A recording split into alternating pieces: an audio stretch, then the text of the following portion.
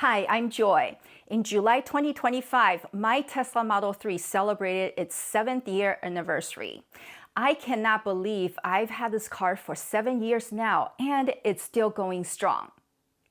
First of all, because this is an electric vehicle, the car still drives like the day I picked it up in 2018.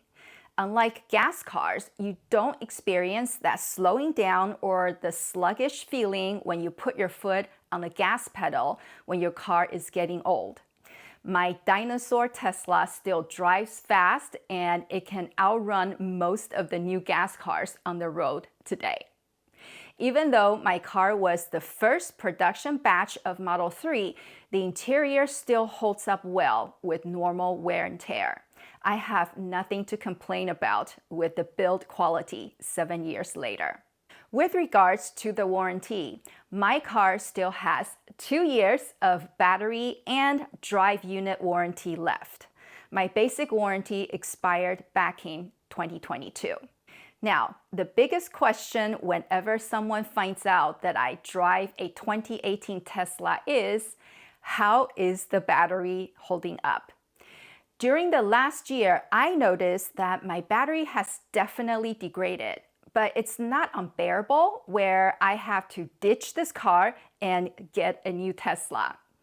At the 7th year mark, my Tesla had about 72,700 miles. Keep in mind that I work from home, so most of my driving is on weekends. I supercharge once or twice a week, and my supercharging and driving habits had been consistent since 2020. According to recurrentauto.com, my Model 3 now has 86% of usable battery capacity compared to when it was brand new in 2018. So that's a 14% degradation in 7 years. In the Stats app, it shows that my range took a cliff dive around 60,000 miles. Because the batteries are getting old, a bigger degradation is to be expected as the cells age. However, this 14% degradation does not pose any inconvenience to me whatsoever. I still go on road trips without any issues. I just noticed that I would need to charge a little more often than before. I also don't have any range anxiety because Tesla's supercharging network is so well established and matured at this point where I would have easy access to charging stations while I'm on the road. If you don't know the health of your Tesla's battery, log on to recurrentauto.com and generate a free report so you can keep track on how much your battery is degrading over time during your Tesla's ownership. Recurrent Auto gives you great insights into your battery's performance and real-world range data. This is especially useful when you want to buy or sell a used Tesla. Armed with the battery health and range info, you can avoid buying a used Tesla limit. So sign up today for free at recurrentauto.com. Speaking of supercharging, in the last year, I spent roughly $1,600 on charging.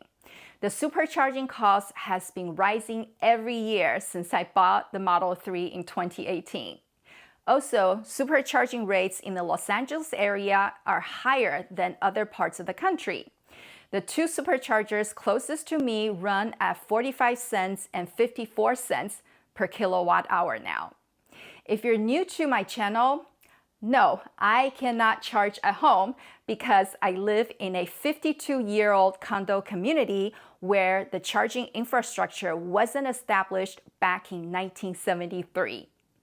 I've been doing over 90% supercharging ever since 2018.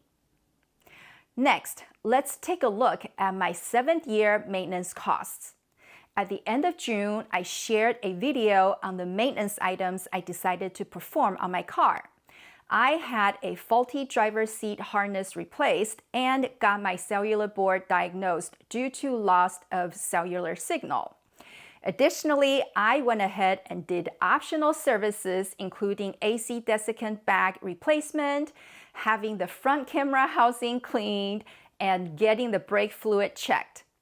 For year 7, I spent about $1,600 on necessary and optional maintenance. As I shared in that video, since I have Tesla referral credits, I decided to perform all the optional maintenance on my car as well because I am not paying them out of my own pocket. You can totally skip those optional maintenance services and not spend money on them or do them yourself. Lastly, let's talk about software updates and technology.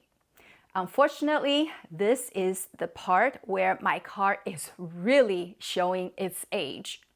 Toward the end of 2024, my car was updated to FSD Supervised version 12. We were promised FSD version 13 by New Year 2025, which never happened. Currently, my car is stuck on FSD Supervised version 12.6.4, which still has several issues that cause disengagements when I use it. Due to my car's Intel chip limitation, FSD cannot be fully realized on my 2018 Model 3, which is disappointing. But I am still using FSD whenever I can, and I appreciate all the minor enhancements and new features my 7-year-old car is still getting. So, will I trade in my 2018 Model 3 and get a new Tesla soon? No, I have mentioned many times before on this channel that I have no desire for new car payments, and I have always kept my gas cars for at least 10 years before needing to buy a new one. Plus, I'm not in a financial position to make a big purchase anytime soon. I will continue to drive my 2018 Model 3 until it cannot be driven anymore. Thank you so much for watching this video, and I hope the information has been helpful.